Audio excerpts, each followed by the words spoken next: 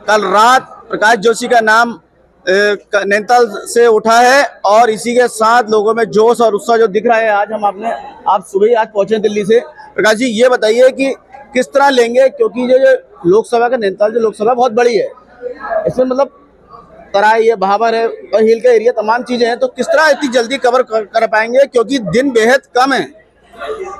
देखिए, लोकसभा का चुनाव निश्चित तौर पर भौगोलिक दृष्टि से बड़ा होता ही है, लेकिन अच्छी बात यह है कि हमारा जो कार्यकर्ता है, जो पिछले 5 साल सड़क पर रहा है, जो इस सरकार की जन विरोधी नीतियों के कारण, और हमारे गठबंधन के सब साथी भी हैं, एक बढ़िया मजबूत ढांचा, चुनाव लड़ाने वाला संगठन का ढांचा हमारे पास तैयार है। और कांग्रेस का कार्यकर्ता एक एक घर पहुंचेगा और जितना अधिकतम जगह पे पहुंचा जा सकेगा, प्रत्याशी और वरिष्ठ नेता भी जाएंगे। तो इसलिए मैं नहीं समझता हूं कि समय की 20 लाख से ऊपर वोटर है, कितने आशान्वित हैं अपनी उसकी जीत को लेके? और देखिए, निश्चित तौर पर जीत के प्रति हमें कहीं कोई शंका दिखती नहीं है।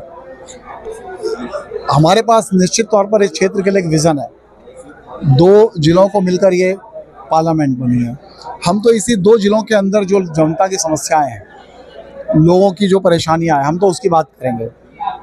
सामने जो प्रत्याशी हैं वो 5 साल सांसद रहे, केंद्रीय मंत्री रहे, राज्य में उनकी सरकार, केंद्र में उनकी सरकार। कुछ नया करवाना तो छोड़ दीजिए, जो उनके हाथ में जेब में सरकार ने पैसा दिया था सांसद निधि, उसका भी वो 40% से ऊपर खर्च नहीं कर पाए। तो जो अपनी जेब का पैसा नहीं खर्च कर पाए, तो दूसरे के वहाँ से लाकर वो क्या खर्च कर पाएंगे? तो इससे समझ में आता है कि उनके पास कोई विजन नहीं है, कोई दृष्टिकोण नहीं है। क्या क्या खास मुद्दे रहेंगे आपके जो मतलब जनता को? देखिए, सबसे बड़ा मुद्दा, जिन मुद्दों के वजह से राज्य बनाना पड़ा, वो बेरोजगारी था, शिक्षा और स्वास्थ्य। ये 3 बड़े मुद्दे हैं जो उत्तराखंड को आज भी पूरे देश में प्रभावित सबको करते हैं, लेकिन उत्तराखंड के लिए मूल है। आप अगर रोजगार की बात करेंगे, राज्य सरकार के ऐसे बहुत से उपक्रम हैं, जहां आप अल्मोड़ा मेडिकल कॉलेज का उदाहरण दे रहा हूं मैं आपको। 300 से ज़्यादा कर्मचारी हैं डॉक्टरों को मिला के, सिर्फ डॉक्टर हैं जो परमानेंट हैं, बाकी जितना कर्मचारी हैं 250 पौने 300 कर्मचारी सब आउटसोर्सिंग वाले हैं। ठीक, तनख्वाह होती है 12,000 14,000, जबकि अगर वो स्थायी नौकरी वाला होता तो उसकी 35-40 हज़ार तनख्वाह होती। यानी उसकी योग्यता कितनी है? 35 से 40 हज़ार तनख्वाह पाने की। हम दे कितना रहे हैं? 10 से 12 हज़ार रुपये। क्यों? अन्याय किसके साथ हो रहा है? हमारे बच्चों के साथ, हमारे भाइयों के साथ। तो ये तो पूरे प्रदेश में है। तो सबसे बड़ा रोजगार एक मुद्दा रहेगा। अब मैं शिक्षा की बात करता हूँ। इस पार्लियामेंट क्षेत्र के अंदर, संसदीय क्षेत्र में, लगभग 4 लाख वो नौजवान हैं जो विद्यार्थी आयु वर्ग के हैं, 17-18 साल से 24 साल के बीच में, जो कहीं ना कहीं डिग्री ले रहे होते हैं, BA BCom, जो भी उनको सब्जेक्ट लेना है। डिग्री कॉलेज है 20, सबसे बड़ा हल्द्वानी, जिसमें 12,000 विद्यार्थियों का नामांकन रहता है हमेशा। बैठने की जगह मुश्किल से 2,500 की नहीं होगी। यानी सरकार ही नहीं चाहती कि बाकी के 9,000 साढ़े 9,000 विद्यार्थी कॉलेज आएँ। क्यों नहीं उसमें एक सायकालीन इवनिंग कॉलेज खोल दिया जाए? क्यों नहीं और जितनी बिल्डिंग है 20 कॉलेज को 40 में कन्वर्ट कर दिया जाए? तो सरकार की कोई नीति है ही नहीं। स्वास्थ्य की बात करोगे, माननीय तिवारी जी के नेतृत्व में जब सरकार थी, तो इतना बड़ा सिडकुल की स्थापना हुई, जहाँ पर हम देखते हैं कि बहुत बड़ी संख्या में इंडस्ट्रीज आ रही, हजारों नौजवान वहाँ काम करते हैं।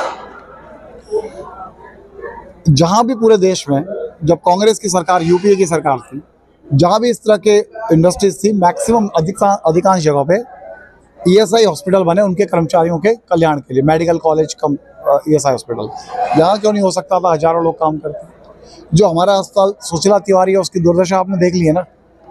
पेशेंट को अंदर जाते हैं तो पेशेंट को ये भरोसा नहीं होता, या उसके परिजनों को भरोसा नहीं होता कि बाहर जिंदा आएगा कि नहीं। तो ये सब मुद्दे हैं।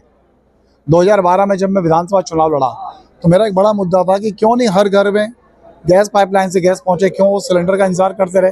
आप आज भी दूरदराज क्षेत्रों में जाओगे तो कम से कम 200-300 मीटर की लाइन लगती है। सुबह से गांव वाले खड़े बैठ जाते हैं, शाम तक उनको सिलेंडर नहीं मिलता। ये तमाम मुद्दे हैं जिनमें हम लड़ेंगे। फिलहाल आपके जो पार्टी है कांग्रेस और तमाम जो घटक आपके सहयोगी दल हैं, चाहे महाराष्ट्र ले लो चाहे और जगह ले लो, तो क्या लगता है कि 543 सीटों की लोकसभा है, 28 राज्य हैं और 8 केंद्र शासित वो हैं, तो किस तरह का मतलब आपको रिस्पांस मिलेगा? कुछ आकलन, क्योंकि जनता ये भी देखेगी ना सरकार। देखो, 2 चीज़ है। एक तो कांग्रेस पार्टी और सारे घटक दल मिलकर जो इंडिया बना है, वो पूरी मजबूती से, पूरी ईमानदारी से, समर्पण से चुनाव लड़ रहे हैं। उसका परिणाम हमको पॉजिटिव मिलेगा। दूसरा, सरकार के जो पॉलिसीज हैं उसको लेके जनता में जो निराशा है, जो नाराजगी है, उसका भी फल हमको ही मिलने वाला है। तो निश्चित तौर पर हम आश्वस्त हैं अगली सरकार के लिए। तो अंतिम एक तो होली है, और क्या जनता को कुछ लास्ट मैसेज? मैं इसी क्षेत्र का रहने वाला हूँ।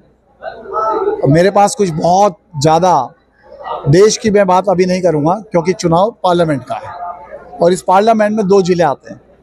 मैं इतना ज़रूर आश्वासन नहीं, गारंटी के साथ कह सकता हूँ, ये मोदी जी की गारंटी नहीं है, या कांग्रेस की गारंटी है, राहुल गांधी की गारंटी है, खड़गे जी की गारंटी है, हमारे अलायंस दल के जो नेता हैं उनकी गारंटी है। जो बोल दिया हम लोगों ने, इस 2 जिले से संबंधित जो भी समस्याएं होंगी उसके लिए हम पूरे समर्पण भाव से हम लोग काम करेंगे, उसमें कोई कमजोरी हम नहीं रखेंगे। Thank you. तो आपने देखा, ये मोदी गारंटी नहीं, प्रकाश गारंटी है कि और